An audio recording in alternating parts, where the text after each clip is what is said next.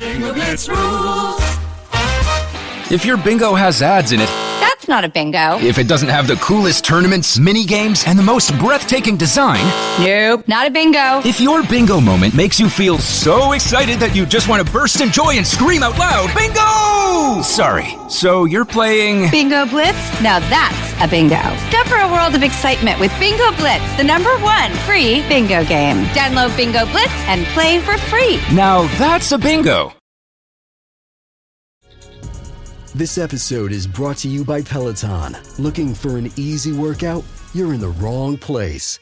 Peloton Tread has what you need to challenge yourself. Need to be pushed to your limit? Their elite coaches will keep you on track to break past your goals. Whether you're looking to get stronger or faster, Peloton Tread has everything you need to become everything you want. Find your push. Find your power. Peloton. Visit onepeloton.com to learn more. Max Bankman, I'm the new doctor. Welcome aboard the Odyssey. ABC Thursdays. This ship is heaven. We're tending to our passengers' dreams. I'm in. From 911 executive producer Ryan Murphy comes a splashy new drama on a luxury cruise ship with Joshua Jackson and Don Johnson. It's your job to keep everyone alive. She's in VFib. 1, 2, 3. Clear. I have a pulse. You're going to be okay. Dr. Odyssey. Thursdays, 9/8 Central on ABC and stream on Hulu.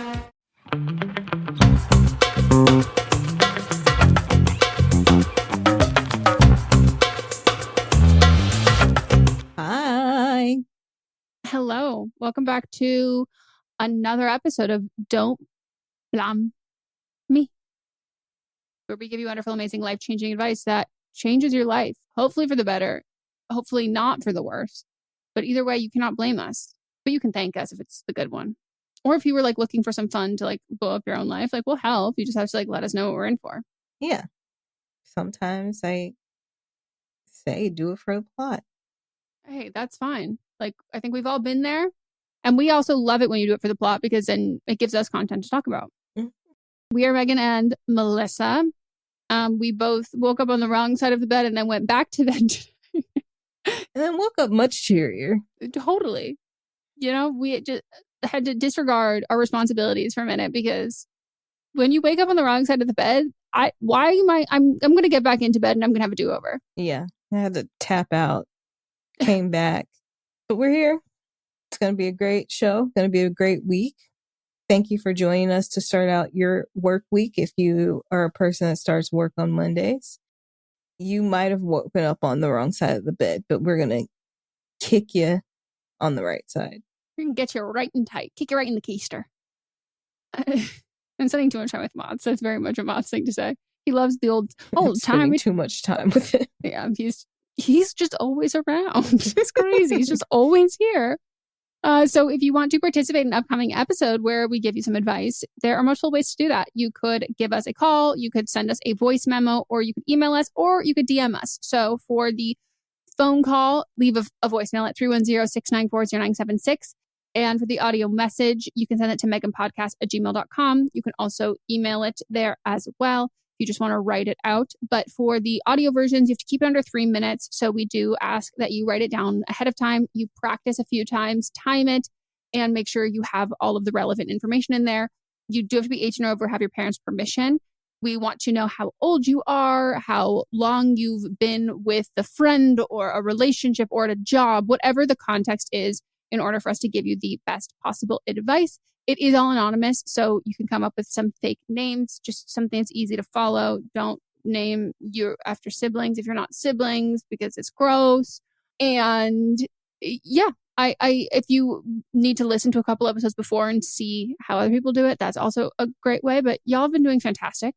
And then for the written versions, keep under 300 words or less in the DMs or the email as well. But all the same things apply. And for both of those, if you would like to let us know your pronouns, you totally can. You do not have to if you do not want to. And if you're sensitive, let us know. But we can only give you advice if you give us all the information. Otherwise, we might lead you astray. And we don't want to do that on purpose. No. Unless you do need to be purposely led astray. Because you're in the wrong situation and you don't see it. Exactly. Kick you in the keister. Right into the right path. You're on the wrong path.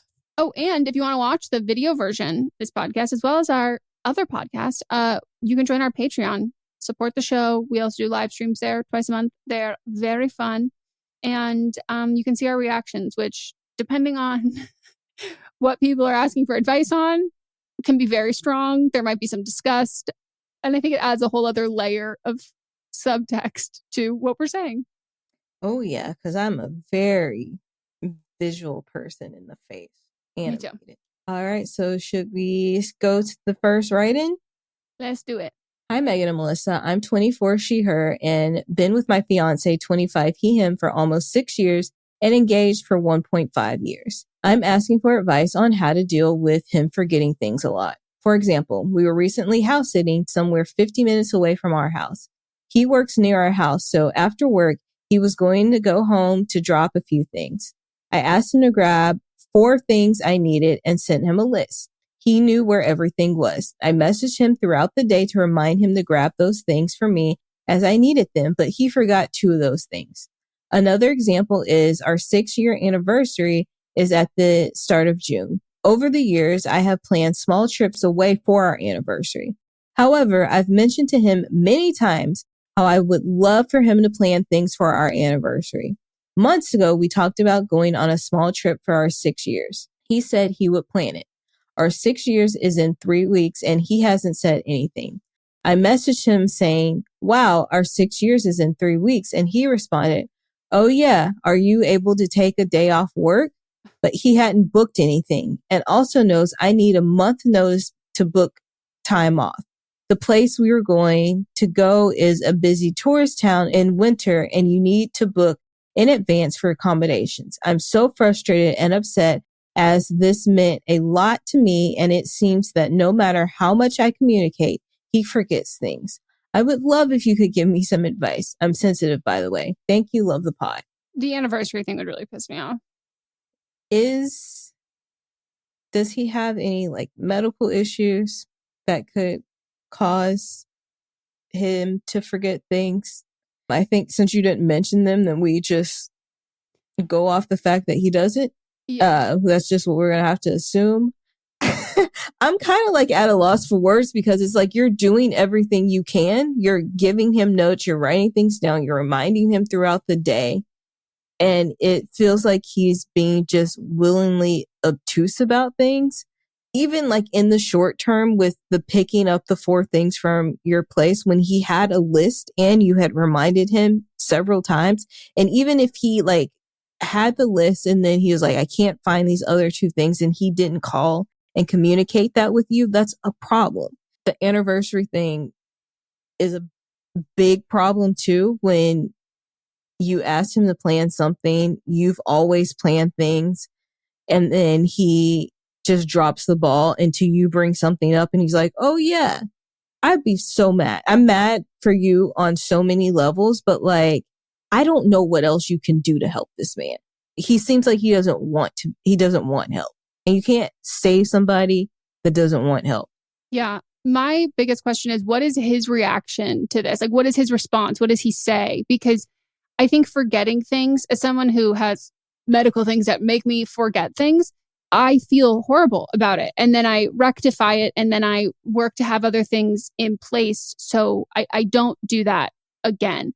And my question would be what does he say or what does he do? Because there are times where we can be a little overconfident in our own abilities, but somebody else is far more realistic. So I love Mott's to death, but when we go grocery shopping, I have to have a list. I will not remember everything if I don't have a list. And sometimes he would just put what we were having for dinner and then would oh, I'll grab all the things I know that I need for that. And I'm I won't remember. So I need us to write a whole list. But there are times where he's going by himself and he forgets something and immediately I'm oh, I'm looking for it. And he's oh my God, I totally forgot. And he will insist to go back out again. And even if I'm no, it's fine. We'll get the next time. He's no, I'm getting it right now. We'll immediately go out and rectify that and fix that. And then it happens less because of that. So I think it's really about what is his response to this? Because if it is belittling of being oh, it's kind of no big deal, that to me would be the most insulting part, because I don't need someone to care about things as much as I care about them. But if they know that I care about it, to willingly know that I care so much about something, to then fully disregard it and knowing that that's hurting my feelings, to me, that's essentially intentionally hurting me, because you know how I feel, you know how I will feel if X, Y, and Z happens or this doesn't happen. And you're choosing to not change your behavior or implement new things, because I also wouldn't get as frustrated if he would offer up like you know what I'm going to do next time? I'm going to add this thing in to then try and prevent this. Like, I'm going to put the effort forth to show that I'm not being inconsiderate and that like this is an honest mistake. And like, how can I put like things in place to prevent me from making that same mistake again? But if he's not, yeah, I'm also at a loss of like what to do. And I think you need to have a conversation with him. Just sit down point blank. I'm really upset and hurt about this anniversary thing. That like, what's going on? Like, what's the reason? Why? How do you feel about this? Knowing how I feel about this, like, what's our solution? Like, let's problem solve. I've tried everything. What are we going to do now? Like, what are you going to do? What's this going to be? Because does he forget his own things? Like, does he forget stuff for his friends? Does he forget stuff about his family? Or is it that like, it's just so happens, like, it's just really in your relationship that he drops the ball and he isn't as, like, what about his work? Like, does he do this at work? Because if all of those things are true and like he's really struggling on all aspects of it, and he's like, I'm trying everything, and he's like really beating himself up about it, like he needs to go to the doctor. Like he needs to figure out if there's like a neurological thing going on.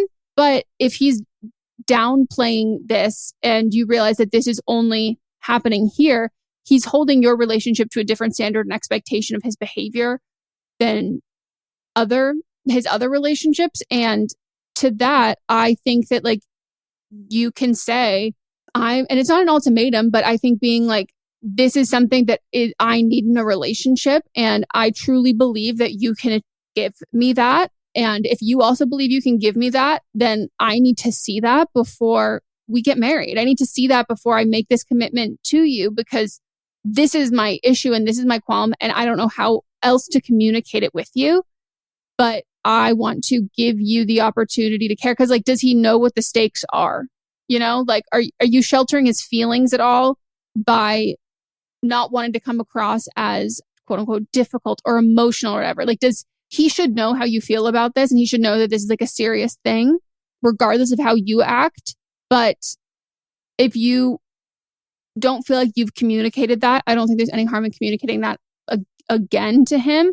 And then giving him the opportunity of being like, I need to see change here. Otherwise, like, we've got to figure this out. Like, we've got to figure out if we want to move forward with this relationship. Because if you want to have kids or if you want to own a house together, like, I can't count on you. Can't rely on you.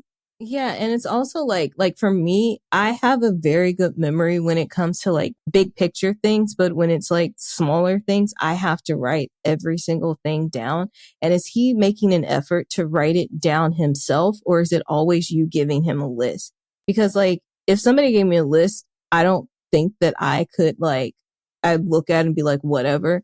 But like, if I'm doing it personally, it's in my words. And then like, I can remember things. So is he even like, when it's not you having to repeat yourself about things, is he even like making an effort to write it down himself? Like, does he care? Does he even care?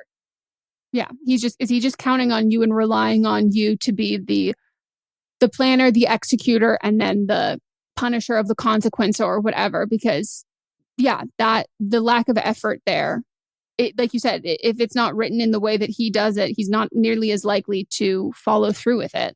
Mm-hmm. But yeah, I think the intention and his response to this matters the most.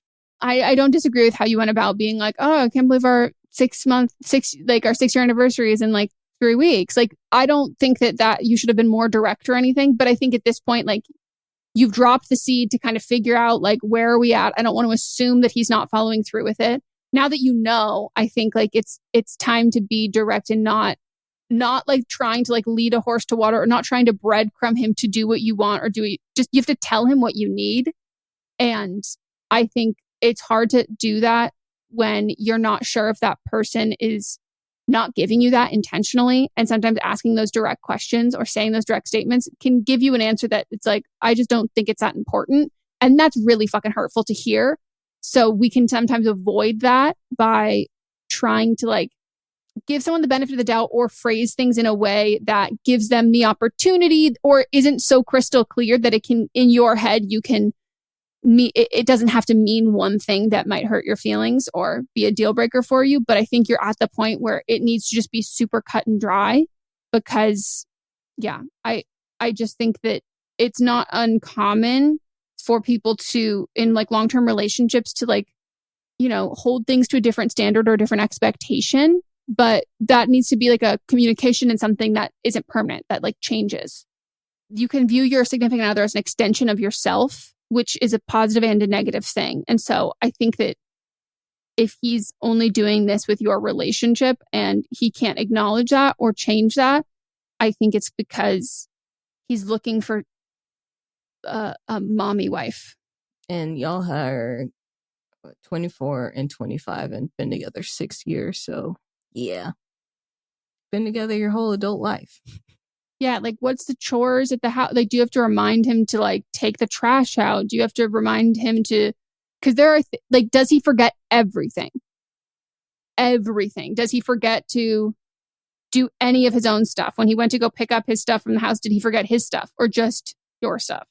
But I'm sorry, this would like really infuriate me and then also just make me like sad. All right, well, we're going to take a break. When we get back, we'll get into the rest.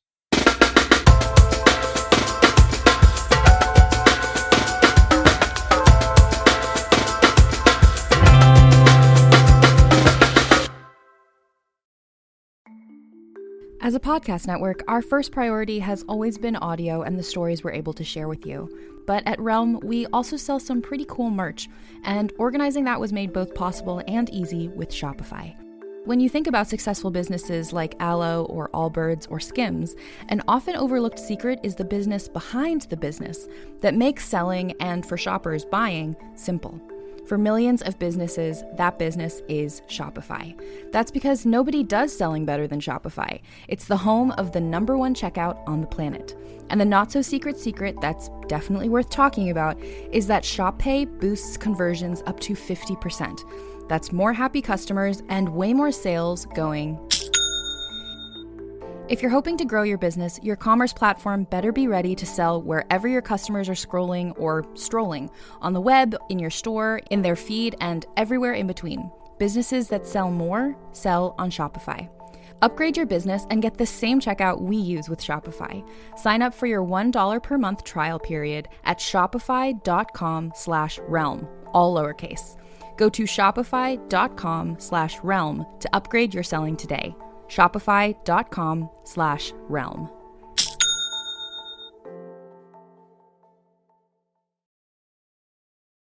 What's that? It's me, Lisa. Bose Ultra Open Earbuds are one of my favorites.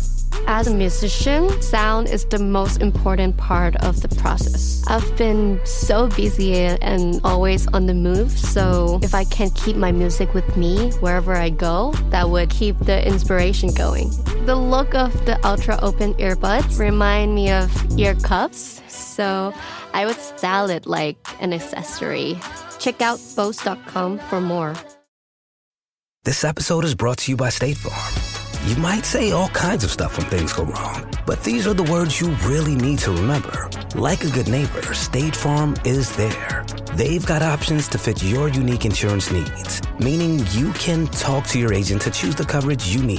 Have coverage options to protect the things you value most. File a claim right on the State Farm mobile app and even reach a real person when you need to talk to someone.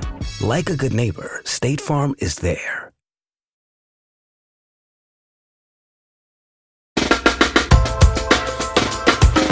Okay, it is time for the next ones.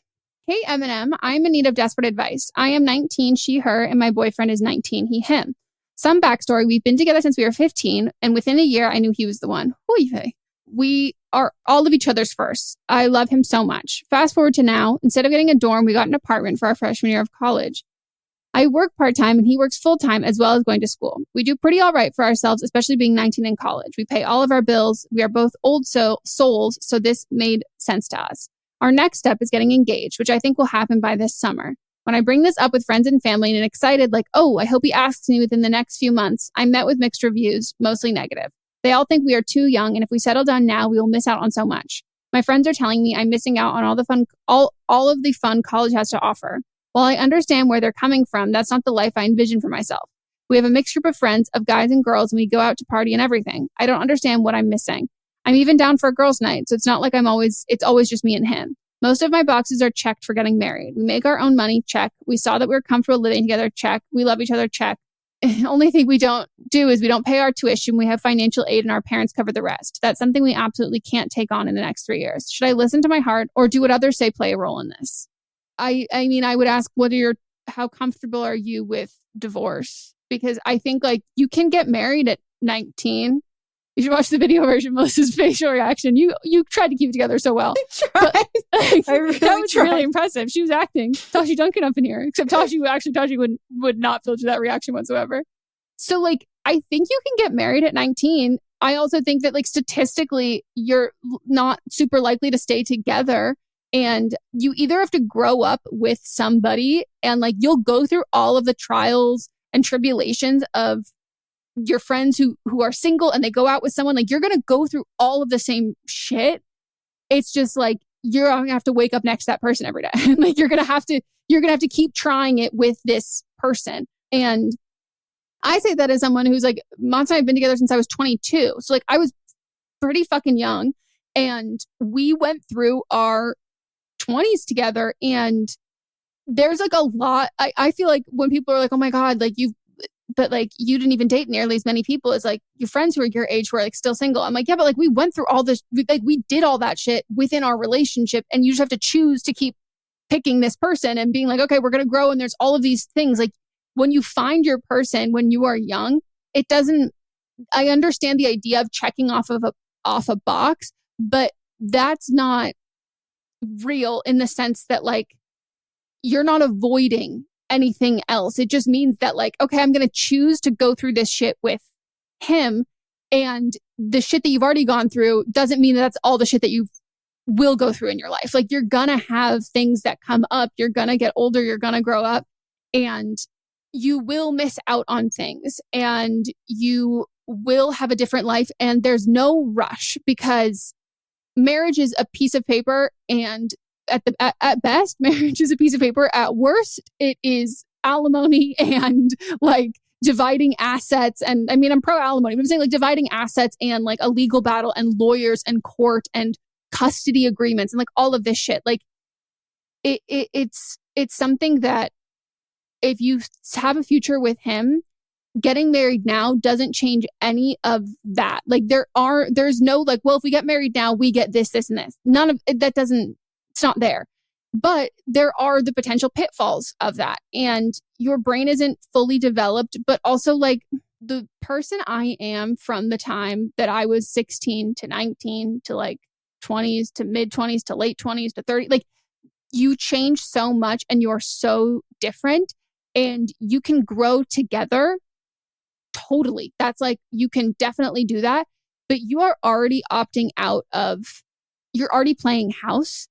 And you're opting out of the participation of college in the way that is more traditional. And as someone who opted out of that, I can't go back and get that again. And like, it was the right choice for me. Mine wasn't getting married, but it was dropping out of school.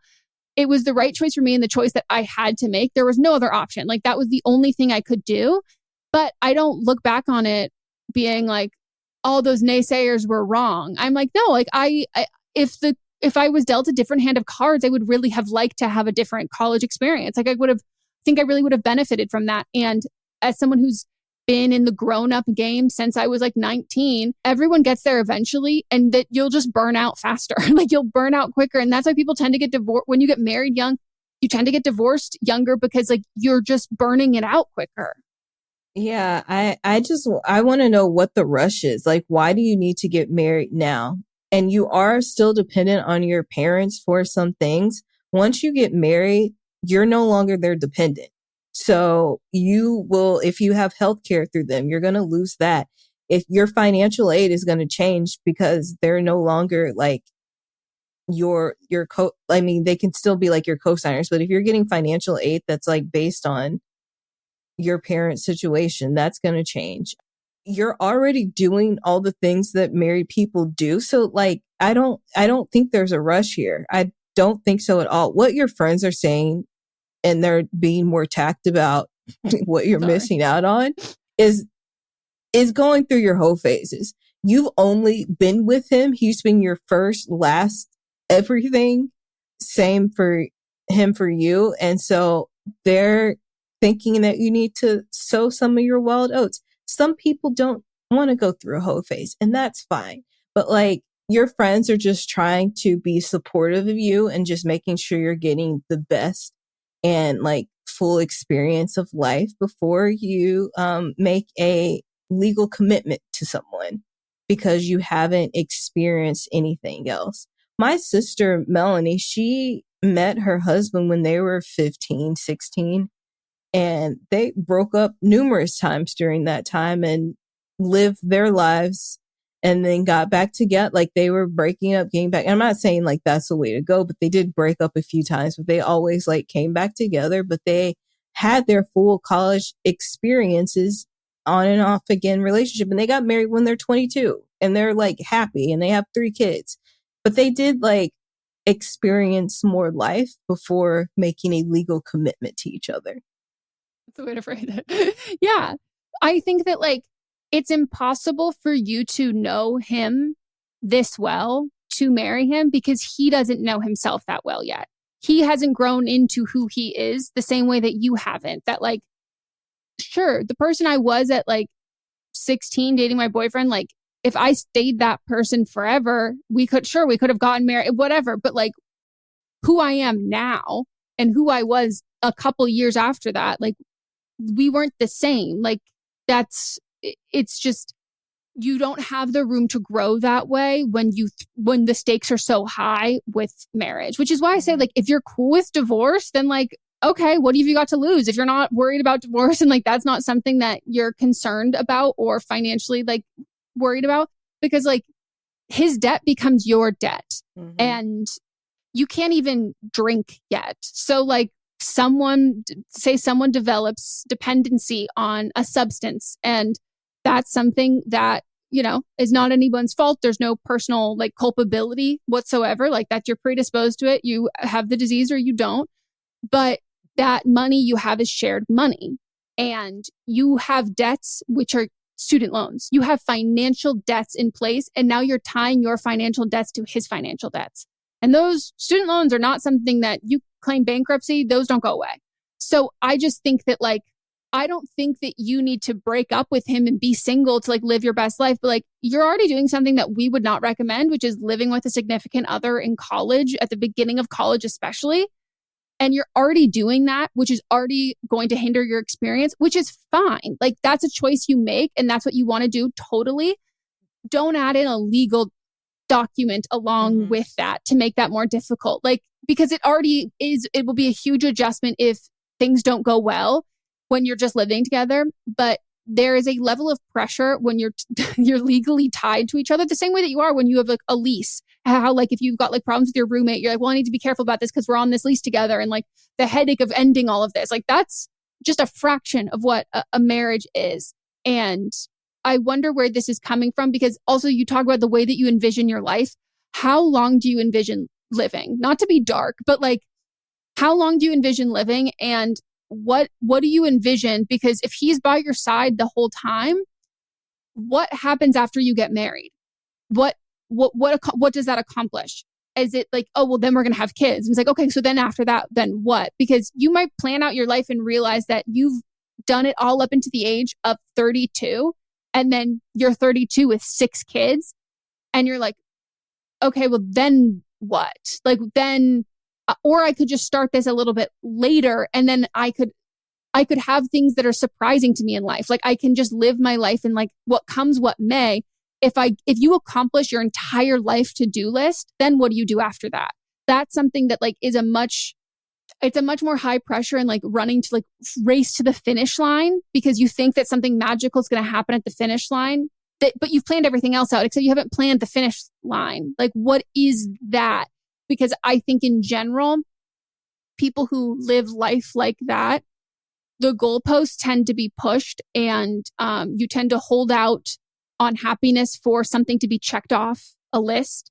And you end up relying on a lot of external factors for validation or whatever, versus just like learning how to like live your life and be comfortable with where you're at and with what you're doing.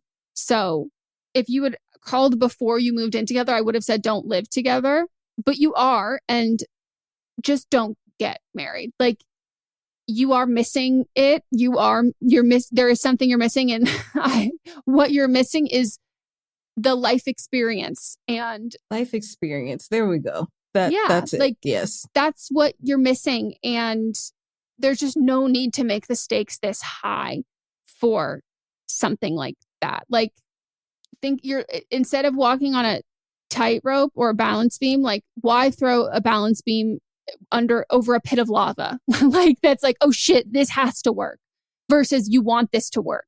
And it's coming from a place of love, not need, nor desperation, nor relying on somebody else. Also, statistically, people usually, when they get married early, they have kids earlier, and you don't usually make enough money to pay for daycare. And then a lot of the time what happens is the mom ends up staying home, being a stay-at-home wife, and doesn't have any savings or retirement or all of this stuff. And you lose out a lot of maybe your college degree if you get pregnant before and you have a baby before you finish college and you drop out of college. Like, you can't rely on somebody this much, nor can you rely on how you feel about someone right now to make lifelong decisions that you're in no rush to make. So, yeah. But maybe you're fine with divorce. And if you're fine with divorce, like, get married, and then you have to be so comfortable with divorce that you're like, okay, let's just get divorced. Like, I need you to be comfortable with divorce, like going to Panera for lunch. Like, that's how, like, I need it to always be on the table. I need it to always be an option and something that like you have positive feelings towards, not like I don't want to ever get divorced. I have no intention. I think everyone should have a positive connotation with divorce of being like, this is a viable option that I'm so glad that I have, that like, if I ever want to do it, I love that I can do it. And yeah, everyone I know who got married young regrets it and has said that they thought they knew everything. They thought that's what they wanted. And it was what they wanted at the time, but you grow up and things change. All right, next one. Hi, Queens. I'm writing because I feel like I'm in my flop era, middle life crisis. I'm 25 years old, she, her, and I don't know what to do with my life. I was a model. I was on a strict diet and got sick. The medication made me gain weight and I got acne. My agency dropped me. I don't have a job. I dropped out of college years ago because my modeling career was going great and have never worked in my normal job. I don't have experience in anything other than modeling. I don't have savings, still working sometimes on shoots, but it's not paying enough. I live on my own and I'm struggling so hard financially. I don't have family because my mom is a narcissist and kicked me out of the house years ago. Was in therapy and taking antidepressants, sleep medications, and ADHD medication, but I can no longer afford it. Living without meds is so fucking hard. I feel so depressed I can't get out of bed. Don't have a career or stable job, no family, no money, and feel so overwhelmed. I don't even know where to start or what to do. Any advice? First of all, I'm sorry that's so difficult. Yeah, I'm really sorry that it's so difficult. And also, we're going to think positively. This is a quarter life crisis, not a midlife crisis. I was about to say, I'm like, bitch, don't think you're dying at 50. Because we're not Brie. That's not a midlife. Midlife is, what, is she dying at 30? Is that what she said the midlife is? Midlife is at 30. Mm-hmm. Yeah. So that's even lower than she said, which we still make fun of her to this day for saying that. So I, too, when I was 22, 24, had a quarter life crisis where I was in peril. I was like, I've been studying this one thing all my life. I hate it. I don't like it. I have no clue what I'm going to do. I got super depressed. I also couldn't get out of bed. And I stopped talking to people and became very angry. And this was during my last year of college. But then I talked to a counselor. I talked to someone. I recommend talking to someone. I think like talking to us is a good step, where they made me like see the types of things that I did excel in and said, like, why aren't you pursuing that in a career? And I had never thought about pursuing it in a career, and it's a career that I work in today. So I think maybe having an outside person, if there's anyone like a friend or someone that may be able to see something that you can't see, that there are skills that you have that you don't necessarily think that they're workable skills, then, you know, that could be something. Maybe you've been modeling. Maybe you're good at photography. Maybe you're good at other things that are like makeup or helping or style people, things like other things that go into modeling that can, you know, like aren't necessarily what you were doing, but it was still like part of that career. Even with school, you say you dropped out. What were you studying before? Was it something that you were interested in when you were younger before modeling started? Where did you see your life going? Is there like a chance, like maybe if I know you said you're struggling financially, where you are you able to get any type of financial aid to go back to school to study that or something else that you could be interested in? If you can't get financial aid, that thing that you're interested in, is there things where you can go volunteer in that field or get an internship in that field where you can learn the skills and eventually move up in your career, things that are entry level? So I think you need to focus on having a job, not a career. So to use like the spoon theory, which is used in like disability and chronic illness, is some people have more spoons than others, and different tasks or things take more or less spoons for certain people. And so it can feel like everybody is doing so much more and doing all this, but they might only be using 50% of their spoons to do something that takes you 200% of yours. So I would say that like one of the things that is talked about a lot in that is building up spoons, because they like roll over to the next day or whatever. And like right now, your spoons, you don't have a lot. And so in order to work to a place where you can get more spoons at a full-time capacity, we need to build up maybe 1 or 2 spoons, not go for 6, not go for 10, not find you a whole new career with a, you know, severance package and retirement and all of that. It's like, you need to get your footing. You need to be able to get back on your medication. You need to be able to afford therapy. Like, you need the life basics. And that's an imperative, timely thing. And it's not about searching for jobs that pay all this money. It's like, okay, can you pick up a job, fast food? Can you pick up a job, barista, coffee job?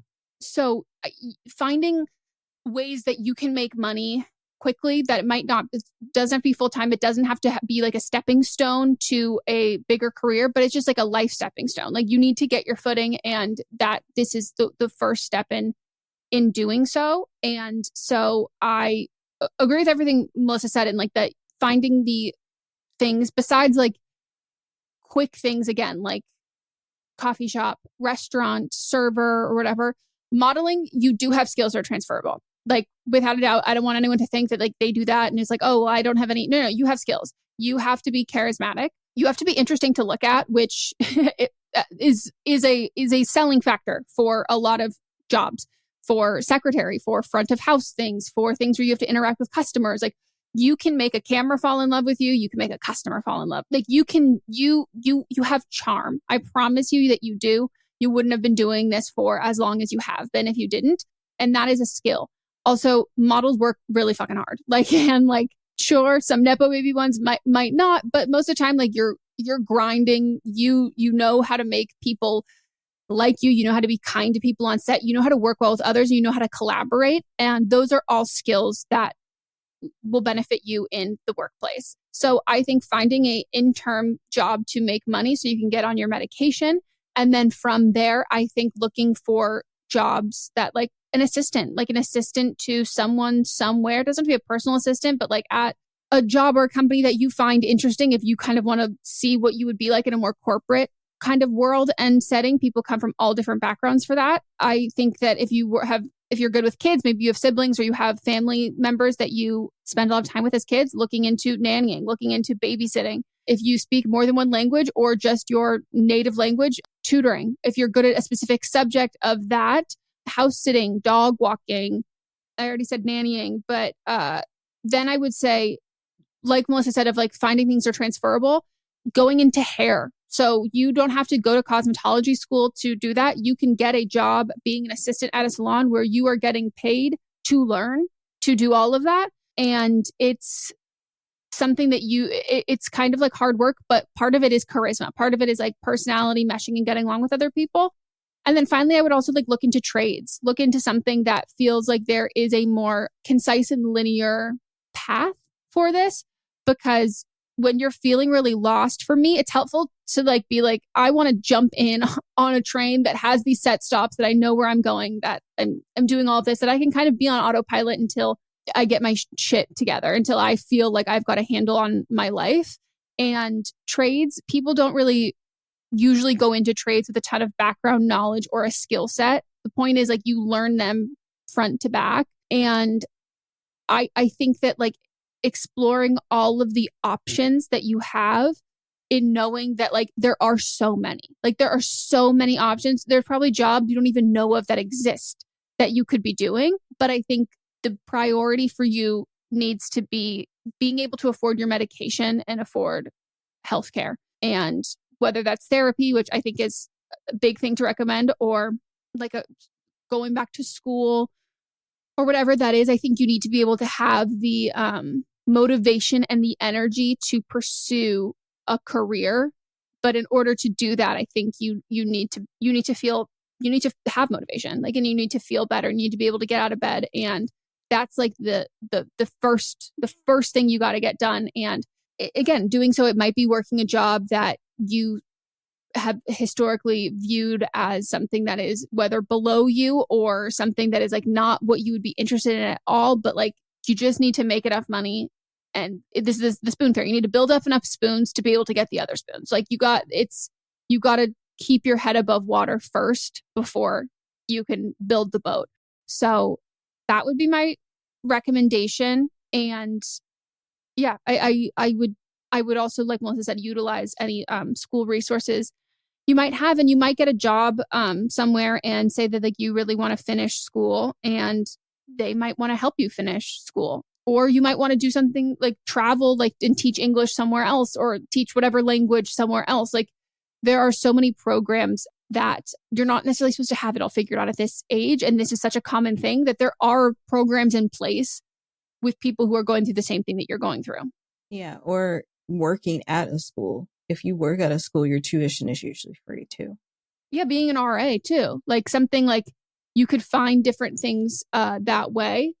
And the resources there, even though you dropped out, you can use them, talk to them, and figure out what to do with that.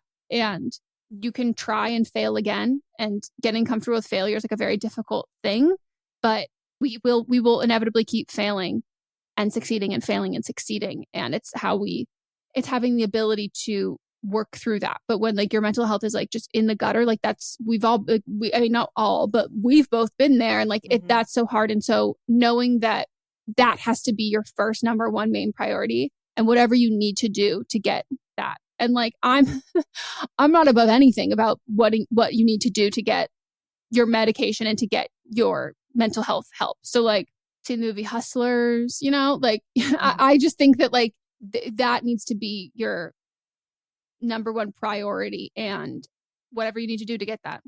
We're going to take another break, and we'll get back. We'll get into the last call, and don't blame them.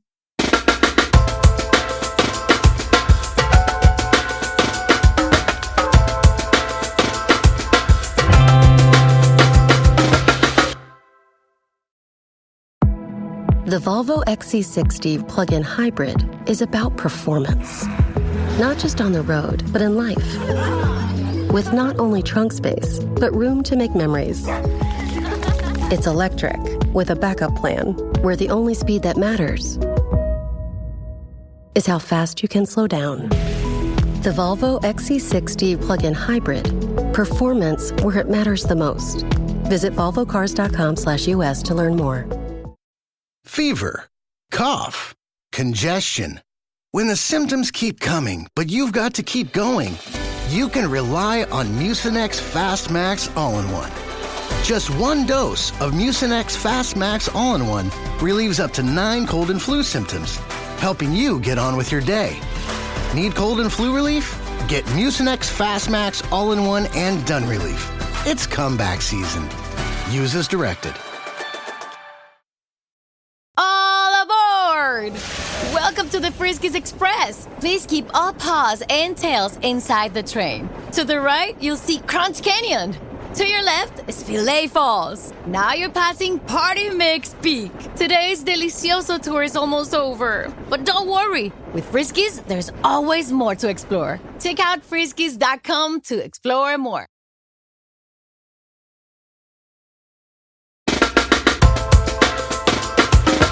And we're back. It is time for the final one. And I don't blame them. So, to read this.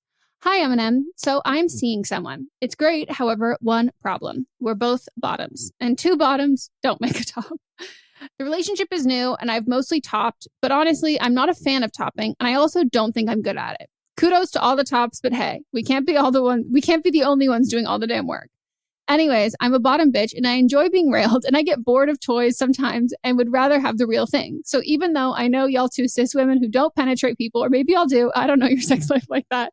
How does one talk to their partner about this? By the way, not a huge fan of open relationships because I'm kind of jealous and going off stereotypes. My people are crazy and I'm seeing it so normalized now in my community, which, hey, if it works for you, go for it. Not my cup of tea. Thanks. First of all, congrats. Yeah, congrats. I'm sure you make a lovely couple. But as you said, 2 bottoms don't make a top. And I think that also can as us 2 straight cis women, it can transpire in the bedroom as far as like sometimes there's somebody that's more dominating than the other. Mm-hmm. And there isn't that same kind of chemistry, especially if some people don't want to take the lead in certain or switch it up, because sometimes I do like to get railed hard, but sometimes I also like to be in control. So I need a partner that likes to switch it up. Is what you're saying. Yes, I'm reverse. I need somebody to switch it up. I'm trying to relate to this as best as I can. So how are things outside the bedroom? Do y'all get along well? Is this someone that you really like? How's the relationship going that way? Inside the bedroom, it seems like that you are just kind of taking one for the team, or giving one for the team, I should say, and being the top most of the time. Is your partner interested in switching it up sometimes? Because that, if y'all are going to be together long term and you want to be monogamous, then it seems like that y'all sexually, like the sexual chemistry has to be there as well as non-sexual chemistry or romantic chemistry. So if your partner can't also put in the work to be a top, then it might not be the right fit, but we still need to work on it if we are going to have this workout. Yeah. I would like to know, like, what extent if bottoming was a scale, like how, I feel like I can say this because I know who's writing in, like how gutless of a bottom? Like, are we talking like full gutless bottom, or are we talking like, I've been averse, I've done X, Y, and Z, and where are they at in like their, I don't know how old they are, like how set in their bottom ways are they? Because I have friends who have been more versed in different relationships because of who they're with, because they they've really great like sexual chemistry with that person, and like they would not have taken on what role they took on in other relationships because the sexual chemistry just wasn't there. The same way that like sex is just different with each person that you're with. But then I have people, like friends in my life, who they've been around the block, because that sounds like I'm shaming. No, but like they're experienced in a sense that like they know what they like, they know what they don't like, and that is consistent through all partners, and they're not looking to change that. And so that's kind of an automatic no-go for them. So I think like, unfortunately, you run the risk of being like, hey, I'm not interested in doing this anymore. Like, I would love to switch it up. And if you want to go from being like, I'm the one who's topping to being like, I only want a bottom, and there is no kind of like verse compromise for both parties, I think that like that could potentially not go so well. Like, it could be like the end of it. But I think like the longer you're with someone, the more likely you are to just try new things and see like, oh, do we enjoy this? Like, there's no shame in trying it to see if we're having fun with it or we're not. But it's as you obviously know, it's a deal breaker for a lot of people. But I don't think the conversation whatsoever is a deal breaker, especially when it's new. Like, trying different things is fun. And like, if you already started dating and you're both bottoms, that to me says that there's some compromise on both sides that you're willing. Cause like, I don't know many people who like, that's a hard pass of being like, met this, like, he's so cute, but like, he's a top or he's a bottom. So like, it's not going to work. But you've already both established that you're both bottoms and you're still together and dating. So I think that is an indicator that you're both willing to compromise that, because there's chemistry there that you usually wouldn't compromise it for. Yeah. Way to talk to your partner, I think it's just like just being honest of being like, hey, I've been thinking that like I want to bottom more. Would you be interested in that? Like, are you comfortable with that? And if the response is like, no, but like, I'm cool if you get it elsewhere, then for you, that's a deal breaker. So I think if you don't bring it up, it doesn't change how you feel. It just might build resentment. And especially building resentment in the bedroom is like such a quick way to demolish a relationship. But yeah, I just think if you've already both said your bottoms, this conversation is inevitable at some point. You know, whoever's topping being like, hey, can we switch it up? I don't want to do this anymore. Because otherwise it's just full compromise from one side. But I hope you get railed with a real life dick, not silicone. And I hope it goes well. Verse it up. I have friends who are like mixing it up. Like this is an era of mixing it up. So there's something in the air, and I hope it works for you guys too. Or I hope it works for both of you as well. Me too. All right. And now it's time for Don't Blame Them. So Don't Blame Them is where a listener will call in with their call in or write in with their own advice pertaining to a call or a write in we had on a previous episode. So they might have personal experience with the topic we covered, professional experience. They might have got some insight or heard something in the original that we didn't address, or they just have some thoughts and feelings that they would like to share. All right. We had 2 write-ins on the same topic from episode of talking about birth control. So this was from Don't Blame Me episode entitled Starting Birth Control that came out on March 6th.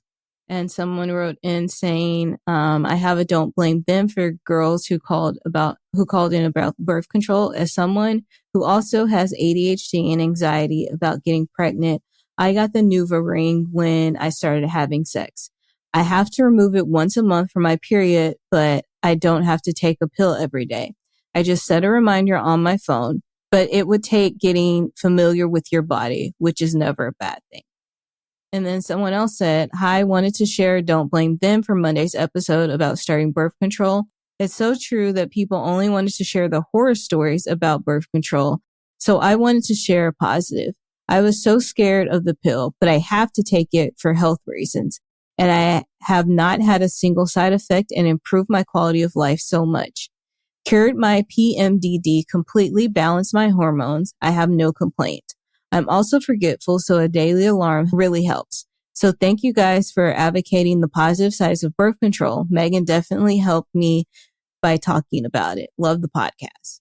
That makes me so happy because it saved my life. It's changed my life for the better. And I want more people to talk about that because I think the harms of being, quote unquote, harms of being on birth control that are not like immediate effects, like things that are not like, oh, this is the wrong birth control for you. You're getting these specific migraines that are not good for your brain versus being like, oh, you've gained weight. Like, you know, your boobs are bigger. Like, I think people forget that they view birth control as shifting your hormones as making you very depressed and that being a dangerous thing versus birth control evening out your hormones that help you when you're incredibly depressed. Like it can be so life-saving. And I wish that it was talked about more. And yeah, I will scream it from the rooftops how it is like fully saved my life. And it's great. And there's so many, we're so fucking lucky that at this day and age, there are so many options that you can have a birth control that was horrible for you, but that doesn't mean birth control is horrible for you. Right. There's so many different ones you can take. Like I've had ones with horrible side effects that were awful that I ended immediately, but I'm on one now that is like the best thing I've ever done. They're not all created the same intentionally because we're all so different. So thank you for writing in about that. And I'm so glad that helped. Like everyone I know with PMDD, that's not what I had whatsoever, but like I had the same effects of the pain of being like suicidal because you're in so much pain that you're like a physical pain, not just emotional pain of being like, I cannot continue on like this. And that, so I relate to a lot of people when they talk about how birth controls help them with their PMDD because it's a life or death situation. And so I'm so glad that it's an option. I remember when you were having those terrible, terrible symptoms and how much it was affecting your mental health and physical health. So it really changed you as a person. Yeah. Changes me like not on my period too. Like even both you and Mott's, like when I was on it for like a couple, everyone's like, this is like, you're just you're happy. Like everything's better because you don't have this like cloud looming over you of like impending doom. And it's a relief. It's a huge, huge, huge relief. And sometimes that relief for people is just not getting pregnant. Like, so I think we should talk about those positives so much more because babies are expensive.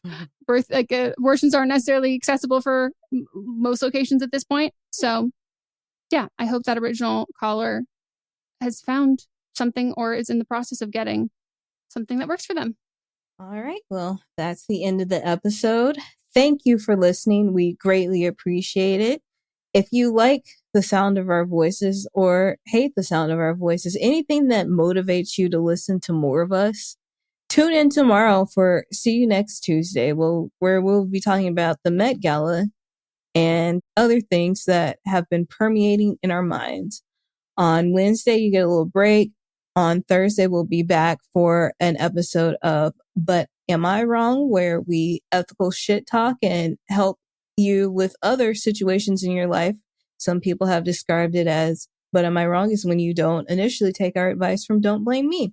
And then on Fridays, we have Fisting Fridays because on But Am I Wrong, we have a voting option that you get to participate on social media. And on Fridays, we share those results.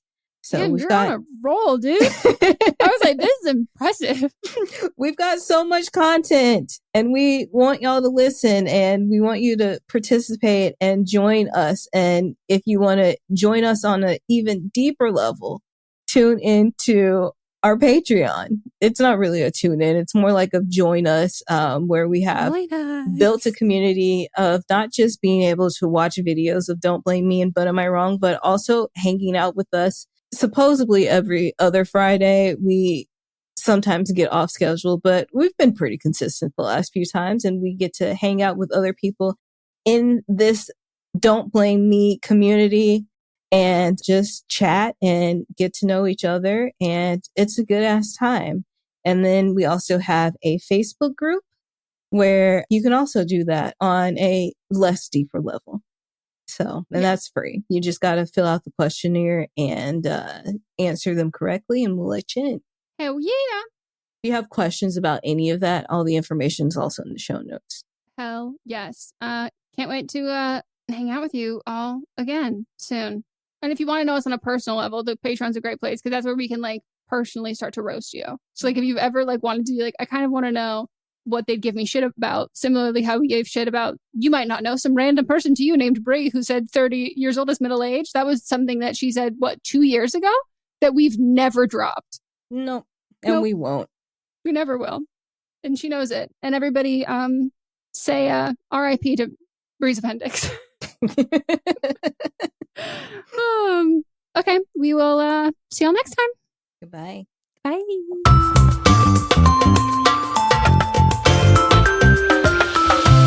Don't Blame Me is a Megan Rinks. And me, Melissa D. Montz, plus Diamond Imprint Productions. Post-production sound and editing by Coco Lorenz. Production assistance by Melanie D. Watson. And music by Giacomo Picasso and Ryan Hunter. What's up, everyone? It's Noah Daniels. Hey, y'all. I'm JJ. Hey, guys. It's Kat. And we're your hosts of the Real Hauntings podcast, where we bring on guests who share their first-hand encounter ghost stories and supernatural experiences. Now on to the trailer. I've been warned to not tell this story, but I think because of the way it ends, it's okay to tell this story, because some people say that with certain entities, to like speak of them or talk about them or in any way like portray them as powerful will attract them to other people. The creepiest thing about it to me is a lot of times it would wait for me to notice it. Like, it would just lay its arm out like this, and then I'd be like, where is it? Where is it? And then I'd see it, and then it would just slither back. For more information on the Real Hauntings, Real Ghost Stories podcast, make sure you check out Real.fm to learn more about our podcast and many other amazing podcasts. Hi, I'm Jennifer, a founder of the Go Kid Go network.